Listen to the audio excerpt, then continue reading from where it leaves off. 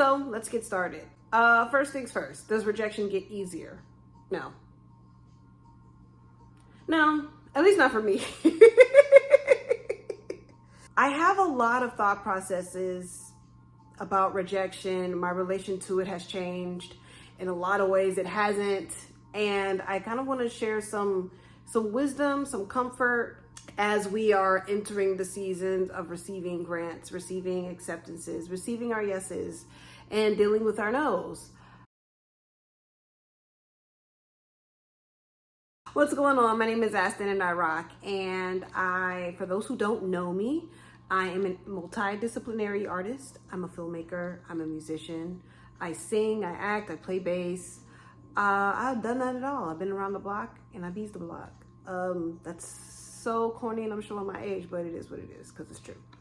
So I wanted to talk to you a little bit about rejection. It is rejection season. It is rejection and acceptance season. This video I decided to make on behalf of artists, for my artists, whether you are a filmmaker receiving emails back from film festivals, whether you are a visual artist and you're applying to get your 200th residency, maybe you are an actor and you are auditioning for grad school. Me. Yeah. All of those things are hard right now. So I get it. But this is for you. For context, for the past 2.5 years, I've actually been working at the Atlanta Film Festival as a film festival programmer. And while this video is not sponsored by the Atlanta Film Festival in any way, these are my thoughts. This is my corner. This is my couch. Okay. I have a lot of thought processes about rejection. My relation to it has changed. In a lot of ways it hasn't. And I kind of want to share some wisdom, some comfort to let you know that at the very least, you are being considered and you're not alone. So let's get started. First things first, does rejection get easier? No. I know that a lot of the greats talk about like once you hear no's and it's one step closer to yes, you kind of know that receiving no or hearing no's is par for the course. And it is, but if it doesn't feel like part of the course, know that your brain, the way that the brain reacts to rejection, it reacts the same way that we feel a personal injury. Like it feels like death because that's what the brain is processing. I had actually learned about 2 or 3 years ago. It's an ego thing, and not the kind of ego that's like, oh, I'm big and I'm bad. It's not that kind of ego. It's the ego of like identity, right? Researchers have dug deeper into the roots of rejection, and they found surprising evidence that the pain of being excluded is not so different from the pain of physical injury. Rejection also has serious implications for an individual's psychological state, for society in general. It can influence emotion, cognition, and even physical health. This is from, what am I reading? I am reading this passage from the American Psychological Association, okay? So if you are receiving a letter that says, thank you, but unfortunately, and it physically feels like you're being like hit in the chest, it's normal. And I can even talk about that from experience, right? I did an experiment where I see if I could face rejection. I auditioned for USC School of the Dramatic Arts.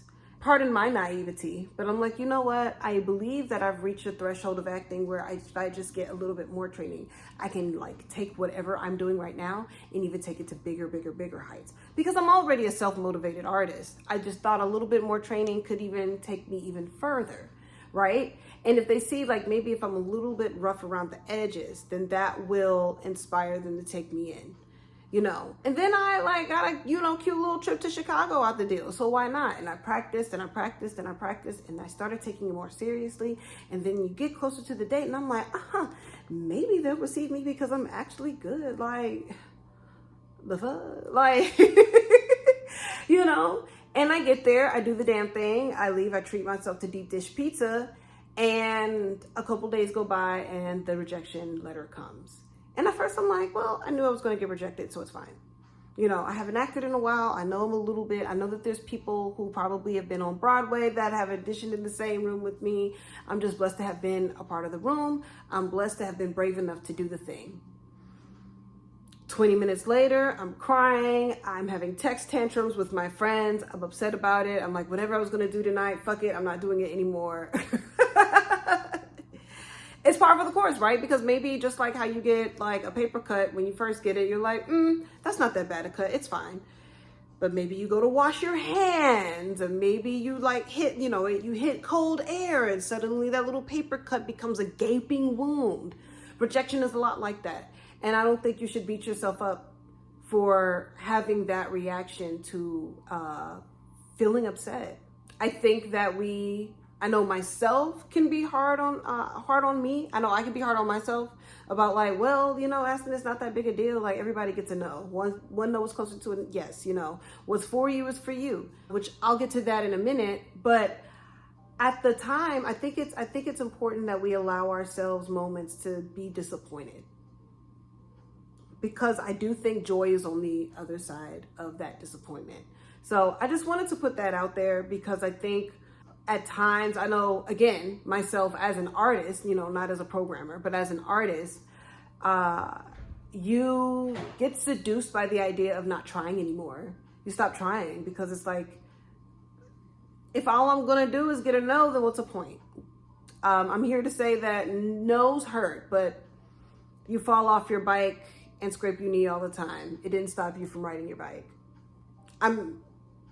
It did stop me from learning how to skate though, so maybe that wasn't the best. That wasn't the best allegory.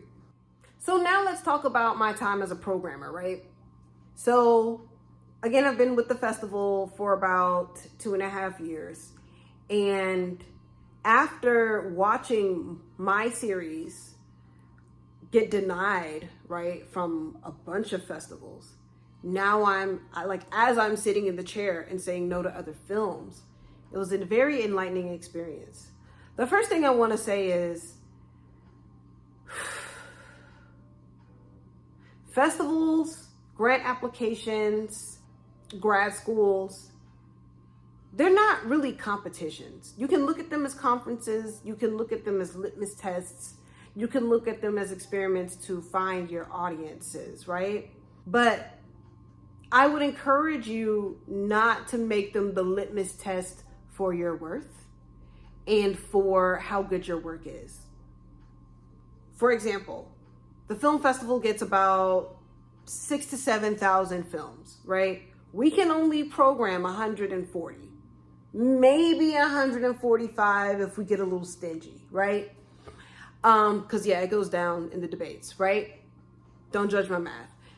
That's not to say that like 5,820 films are terrible. When you are applying for the same grant as 25 other artists and only 3 people get it, that's not to say the other 22 artists were boo-boo trash. When institutions say that they're going in a different direction, or they're just not what you're looking for, you're just not what they're looking for, or that it was a tough decision, a lot of times they mean that, or at least I mean that. I can't speak for everybody else, but I know for me, or for my experience, like those discussions get really, really hard. They get really tough. Like I never imagined that I'd be in a position where it was so hard for me to say no. I never thought it'd be in a position where I'm looking at work and I'm like, oh, I wish we could program all 600 of these, but we can't. That's not realistic. There's not enough time. There's not enough budget to have a theater for, what would that be, 6 weeks of film? Like these are things that we have to consider. Like who hasn't been seen yet? Who's the breakout filmmaker whose work hasn't been to festivals yet? Who's from Georgia? We're looking at like, okay, this film, it's, probably nominated for an Oscar this year. It's already been to 25 festivals. Obviously, it's not boo-boo, but maybe it's not for us in this moment because they've had their shine. And so these are like, you hate to get political, right? No one likes the idea of art being political or institutions being political or these applications being political, but at the end of the day, that's what it is. It's not supposed to make you feel better, but at least the perspective is there that your work doesn't suck, that you should stop doing the thing because there's a chance I'm going to say no to you, because there's a chance that New York Film Festival may say no to you. There are always avenues, you know, like I always tell people, even like as a programmer, like us programmers, we are gatekeepers, but we're not the gatekeepers. There's mad gates out here. I encourage you to think about that the next time you do receive a no in your email or in the mail, for those who still check physical mail. Because you could be missing out on a blessing by not checking your physical mail. So let this be a sign for that as well. The last thing I want to talk about that I've learned both as an artist and as a programmer, and for those who don't know what a programmer is, essentially what I'm doing is curating, right? It's not necessarily curating, because curating means that I go out and seek the filmmakers and I bring them back and I say, this is the program that we want. As a programmer, a lot of times is I'm focusing on what's submitted to me, and then I choose, and then I make up the program, right? Or, you know, a team of us make up the program or the layout of how the film festival is going to run. So what I've learned from doing that, from being on that side of the spectrum and as being a creator, you got to know your cliches. They're so important. I know that your friends or your mom or your dad or whoever in your life is going to pour into you and remind you that what's for you is for you. Remember who you're doing it for, remember why you're doing it, and think about all the many different ways that you can do it. That gets old after a while, but it doesn't stop being true. So in the middle of my text tantrum, the first person that I called was someone that I knew was going to get me together, because he was like, you know, yeah, we can look at this as an experiment, but also if you're going into this, just, you know, you've already decided that you're not going to get the thing, then the people who are reading your applications, who are reading your energy, are also going to believe that you don't want it as bad as you say you do, right? So that was a piece of advice that I can internalize for myself, for the way that I maneuver. But also I internalize that because, again, am I doing this because I think that this will give me notoriety? Am I moving this direction because I think it's the right move that's going to push me forward? Am I applying for this thing because it's a tool that's going to help me? Or am I applying because I need the validation? You have to know why you're going down these different channels, and you have to know who you are when you're going these different channels, because that's what's going to keep you grounded, right? That's what's going to keep you grounded. And knowing that if it's for you, right? Because then the you can't change. Because sometimes you get the thing and then you're like, wow, I didn't expect to get it, and now I don't know what to do with it. I don't know what to do with all this extra money that I didn't expect to get for my art project. I ain't already finished the damn thing. So now maybe I could use it towards marketing. Maybe I could do it towards this, that, and the third. If you don't know who you are, then when you get the thing, you're going to squander it because you don't remember what you're supposed to do with it. Does that make sense? I know I said the word thing a lot, so that might muddy up what I'm trying to say. But all that to say, all of the corny advice that your loved ones give you when you hear the word no and they're consoling you to feel better about yourself, it's going to sound cliche, but it does not mean that it's wrong. So throw your tantrum, throw things around. And then when you have your come to Jesus moment, just remember that your work doesn't suck just because we said no. And remember your why, and to stay grounded and to listen to your mouth. All of that sounded so broad, but it was important for me to share that with you because rejection has hindered me in a lot of ways. I've been afraid to produce anything else. I created a music project. It was like, fuck it, I don't know. It got like 200 views. I don't even care no more. Like, it will eat at you and make you feel like there's no point in doing any of it. Or you trick yourself into believing that you're just some kind of hipster that doesn't need to be discovered because you just do it for the art. Sure, you do it for the art, but if you do it with the intention of never putting it out anywhere because you're afraid of getting shot down, then is it for the art? Is it really?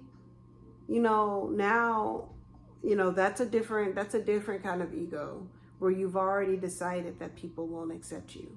So if anything else, if nothing else, I am here to tell you, do not let rejection hinder you from being the creator you already know you are, from one to another.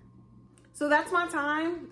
Thank you for watching my first talk to you video. Like I said that I wouldn't do one of these unless TikTok lasts beyond January 19th. And here it is, still standing. Although I'm filming it this way, so it's probably gonna go to YouTube first. Subscribe to me if you wanna know all of the wonderful things that I'm working on. If you wanna follow me as an artist, if you wanna listen to my music or watch the things that I've produced, the links are below. Can't wait to hear from you. Write back in the comments if this has helped you in any way. If you'd like to hear me talk about other topics, any other insight that I could provide, both as a DIYer, because I am the high priestess of DIY. Like, I does it myself. If you'd like to hear any more wisdoms, any more insights, any more advice, any more encouragement, please let me know down below. I would love to know. I'd love to hear from you. I love talks like this. I love when my friends give me these kinds of talks, and I'm glad to be that for you. So yeah, rock out. Bye.